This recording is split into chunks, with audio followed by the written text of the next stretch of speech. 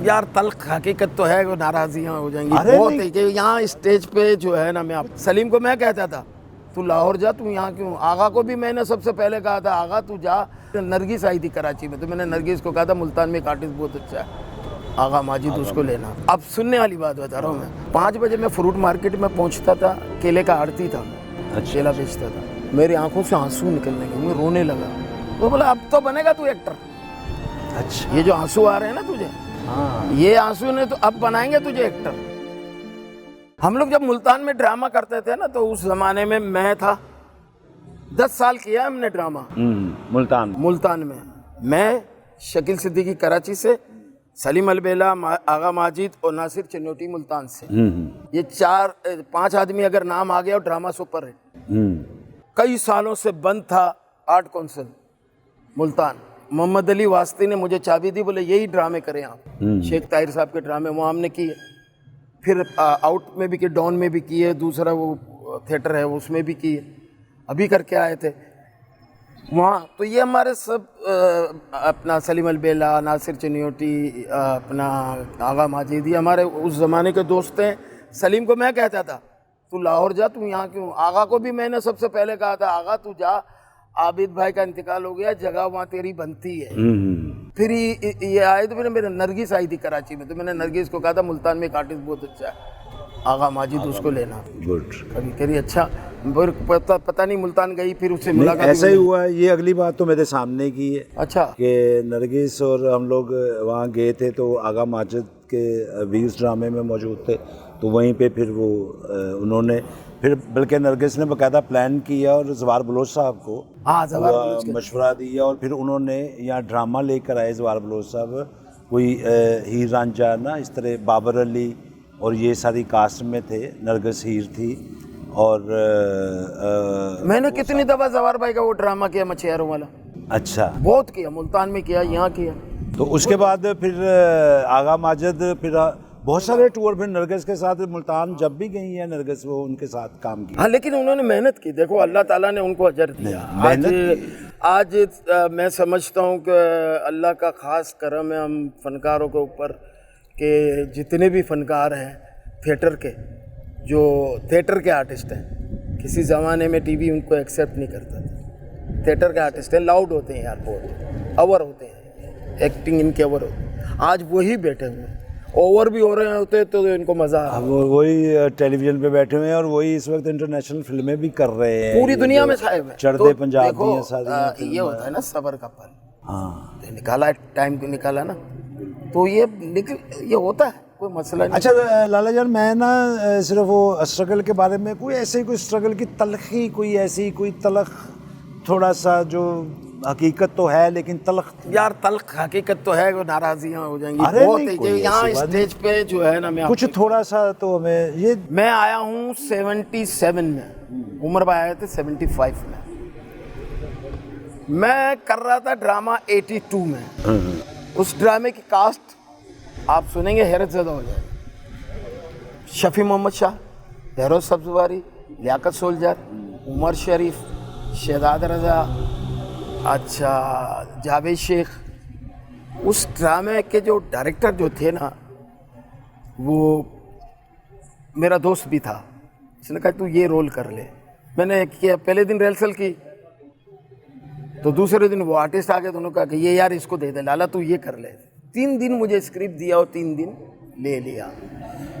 चौथे दिन मुझे कहने लगा यार सॉरी, इसमें रोल नहीं बन रहा तेरा। मेरी आंखों से आंसू निकलने लगे, मैं रोने लगा। 3 दिन तो रिहर्सल की मेरे को। मैं बाहर, उस ज़माने पे रिहर्सल होती थी लसबेला पे, अजीज़ सेंटर, एक अजीज़ साहब होते थे दिलीप कुमार की तरह। अच्छा, हाँ, मतलब वो तंदूर में गिरा हुआ दिलीप कुमार नहीं होता, इस तरह के थे वो, माशाल्लाह काले, लेकिन लगते दिलीप कुमार थे। तो उस दौर में तो ब्लैक एंड वाइट फिल्में थी, ये भी हीरो ही नज़र आ रहे हो। तो मैं गया, बाहर आके मैं रोने लगा आंसुओं से। तो अल्लाह जन्नत नसीब करे, लियाकत सोल्जर निकले गाड़ी लेके, बाइक थी लियाकत भाई का। लियाकत सोल्जर ने मुझे देखा, कह रहा क्यों रो रहा है। मैंने कहा यार 3 दिन से मैंने रिहर्सल की, 3 स्क्रिप्ट की है, हर रोल अच्छा कर रहा था, तो उसको दे दो, उसको दे दो। ये मेरे से रोल छीन लिया है। वो बोला अब तो बनेगा तू एक्टर। अच्छा, ये जो आंसू आ रहे हैं ना तुझे, हाँ ये आंसू ने तो अब बनाएंगे तुझे एक्टर। वाह। मैंने कहा ये आंसू जो मेरे निकल रहे हैं, मैं तकलीफ में, आप कह रहे एक्टर बने। हाँ। कह रहा बेटा अब बनेगा तू एक्टर, जा मैं तुझे कहता हूँ। ये लियाकत सोल्जर के अल्फाज। मुझे पता नहीं, अब लड़कपन तो था किसा है। मैं बाहर निकला, वो बाहर से आया, अंदर हिलचल हो रही थी, सारे बड़े एक्टर बैठे हुए थे अजीज सेंटर में। मैं गया और डायरेक्टर को ऐसे ही जाके खड़ा हो गया, तो उसमें परवीन अकबर, बड़ी बड़ी आर्टिस्टें थी। मैंने ऐसे ही बोला, मैंने कहा बात सुन, 1 साल का टाइम देता हूँ, तू मेरे घर पे आएगा बुलाने के लिए। ये कह के मैं निकला। हसन भाई 9 महीने बाद वो बंदा मेरे घर पे आया, कह रहा ये रोल तेरे अलावा कोई नहीं कर सकता। उस ज़माने में मुझे ड्रामे के मिलते थे कितने, 150 या 200 रुपये। मैंने कहा मैं 3000 रुपये लूँगा। तो कह रहा 3000। मैंने कहा एक पाई ना नीचे ना ऊपर, ये रोल करूँगा।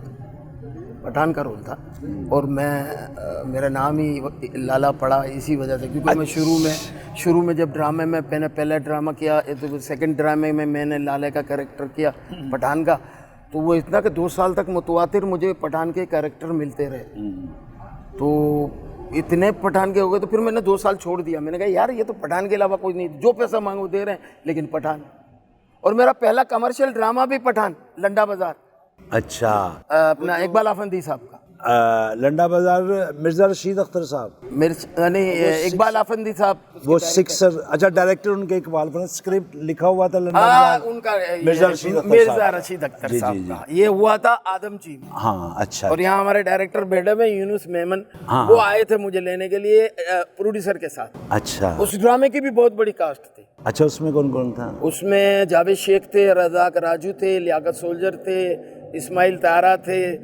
अच्छा, लड़कियों के तो नाम भूल गया, दिल नशीन एक लड़की खूबसूरत थी इसलिए याद है। अच्छा, दूसरे मुनव्वर सईद थे, काफ़ी आर्टिस्ट थे उसमें, बहुत अच्छे आर्टिस्ट थे। अच्छा लाला जी, ये तो माशाल्लाह जवान तो अब भी हैं, और माशाल्लाह ऐसी आँख, ऐसे नक्शो निगार, सुतमा नाक, गुलाब की पंखड़ियों जैसे होंठ, और वो और भी उसमें जल्दी सेट हो जाती है। अब तो मर्द सेट कर लेते हैं। नहीं, मर्द तो वैसे ही सेट होते हैं, और आप जैसे मर्द तो सेट हैं। अच्छा, खूबसूरती क्या अहमियत रखती है? खूबसूरती की बात कर रहा हूँ, अभी मुझे फूलों की मिसाल ना देना शुरू कर दीजिए। यार ये सवाल तो बड़ा प्यारा है। अच्छा, देखें मैं आपको बताऊँ, हज़रत आदम अलैहिस्सलाम, अल्लाह ताला ने उनकी पसलियों से अम्मा हवा को पैदा किया। नस्वानियत है, औरत साथी होना चाहिए ज़िंदगी का, जिसके साथ आपकी ज़िंदगी गुजरे। बहुत से लोग तो चाहते हैं कि यार ये बीवी अच्छी है, ऐसी 2-4 हो, नहीं, एक हो, नेक हो, अच्छी हो। वो कहते हैं ना, नदीम साहब का फिल्म का गाना है, बहुत ज़्यादा प्यार भी अच्छा नहीं होता, कभी दामन छुड़ाना हो तो मुश्किल हो। और यही तो इंडियन है, वो दूसरा मिल जाता है प्यार मगर यार नहीं मिलता, आसानी से किसी को दिलदार नहीं मिलता। नस्वानियत नहीं होगी ना तो आपको अपने मर्द होने का एहसास ही नहीं होगा। 10 खुसरे आके तुमसे सिगरेटें मांग रहे हो, तुम उनको ले जाना, मैं किसी और से मांग लूँगा। नस्वानियत ही तो खींचती है हमें। ठीक है। और ये अल्लाह ताला की तरफ से ये हुस्न है। अच्छा, ये औरत से कायनात में हुस्न है, औरत से हुस्न है। औरत नहीं होती तो कायनात में मर्द कहाँ से होते? यानी कि इसका मतलब ये जो फितरती खिंचाव है, ये अल्लाह की तरफ से। तो ये जो फितरती खिंचाव है, ये कितनी की तरफ खिंचा है? उसमें कुछ नुमायां लोग भी थे, या फिगर के भी 2 की तरफ खिंचा है, या 3 की, या लव स्टोरीज रही हैं? यार ये सुनोगे कहानी तो तुम बोलोगे यार ये कोई वाहिद बंदा है दुनिया का, अजीब आदमी है। सुनाइए ना। मैं तो मेरी 22 साल की उम्र में मेरी शादी हुई, 22 साल की उम्र, यानी कि जब मुझे इश्क करने का टाइम नहीं मिला। अब सुनने वाली बात बता रहा हूँ मैं। सुबह मैं 3 बजे उठता था, 5 बजे उठता था। फ्रूट मार्केट में मेरा काम था। जो मेरी जवानी के, जो लड़कपन के जो दिन आशिकी के होते हैं, 5 बजे मैं फ्रूट मार्केट में पहुंचता था। केले का आड़ती था मैं, केला बेचता था। 3 बजे मैं घर आता था, आके सो जाता था, खाना भी हम वहीं खाते थे। 5 बजे उठता था, रिहर्सल में चला जाता था। 9 बजे ड्रामे पे चला जाता था। रात को 1 बजे घर आता था, 2 बजे घर आता था, सोता था, 5 बजे उठ के फिर चला जाता था। मुझे तो टाइम ही नहीं मिलता था। हम ईद की नमाज पढ़ के भी मंडी में केला बेचने चले जाते थे। तो वो इश्क करने का टाइम ही नहीं मिला। एक होता है ना, कभी कभी मोहल्ले में लड़कियां कहती, मतलब औरतें कहती थी, कभी बैठती हैं ना, वो पुराने घर में, हमारे पुराना मोहल्ला, जो घर के बाहर आके 4 औरतें बैठी हुई थी, वो खाली इतना कहती थी, ये गुजरता है तो हमें पता चलता कि मैं परफ्यूम का शौकीन था, अभी भी हूँ, तो कभी ये गुजरता है तो पता चलता है कि यार अभी रऊफ गुजरा है। वरना तो मुझे वो ना लगाए तो एहसास ही नहीं होता, किसी को एहसास ही नहीं को गुजर गया, नजरें झुकाई हो वो समझे कुछ जनाजा गुजर यानी गया। कि जिंदगी में आपके किताब के पन्नों में वो कोई रंगीन पन्ने नहीं है। नहीं, ये वो सिर्फ बात पे आ रहा हूँ अच्छा। कि शादी हो गई, बच्चे हो गए, फिर शोहरत समझे, या ये ड्रामा लाइन में जब नाम बना तो फिर इश्क हो गया। अच्छा वो बाद में हुआ और मेरे घर वालों को भी पता नहीं। अच्छा जी। हाँ, तो फिर वो एक से भी नहीं। हाँ हाँ, फिर वो जो खिंचाव रुका हुआ था, तो ये था ना, हाँ। वो तुम्हारे भाई का फिर वो स्टाइल कभी लिखा हुआ ड्रामा मेरा, हाँ ये होगी, हाँ, वो खत्म। ये अच्छा वाले, ये मेरी बीवी भी देखेगी तो वो उस हिसाब से, भाई इसकी पेमेंट कितनी है, इसकी 500 है, 2000 करो, ये हुआ। ठीक है। लेकिन मैं उस तरफ नहीं गया जो मतलब पीना पिलाना, ताश खेलना, हाँ। दूसरा काम नहीं। इश्क भी मैंने वो किया है जो मतलब है कि यार मेरा इश्क भी अलग है। हाँ, मतलब कोई ऐसा भी नहीं, तखय्युल, वो जैसे वो इश्क नहीं है मेरा। हाँ, कौन सा इश्क है वो जो वो मेरी वाइफ का, वो नहीं, वो तो वही वाला, वो तो मैं तौबा नौज़ुबिल्लाह वो नहीं कह रहा, लेकिन अभी ये वो अब जमाना बीत गया, अब तो बुढ़ापा आ गया, समझो यार। बुढ़ापे में तो ऐसी बातें करने का लाला जान मजा आता है। इसीलिए तो आपको एंजॉय करा रहा हूँ कि यार आप खांसना दे 5 मिनट। उस वेले ते ना वो अलबेला साहब कहते होते थे, अल्लाह जन्नतों में घर करे, कहते कि उस वेले ना ते आपो ताप पई हुंदी है, फिर थोड़ी देर बाद आप वो पई हुंदी है ते ताप वो पई हुंदी है। तो वही है ना, वो मजा यार, तो इस उम्र देखो में मैं आता आपको बताऊं ना, किसी भी चीज में लो ना, आखिरत का आखिरी का मजा है। हाँ, ये दूध में भी उबाल आखिर में आता है। हाँ, लड़ाई ले तो एंड में बिल्कुल बिल्कुल, या तो ये गिरेगा या मैं गिरूंगा, वो तो एंड का मजा अच्छा हो। अच्छा आता है। तो बुढ़ापे में जो आखिर में जो बंदा जवान होता नजर आता है ना, वो बड़ा अजीब होता है। उसी को नफ्स कहते हैं, उसी को काबू में रखना। जी यार।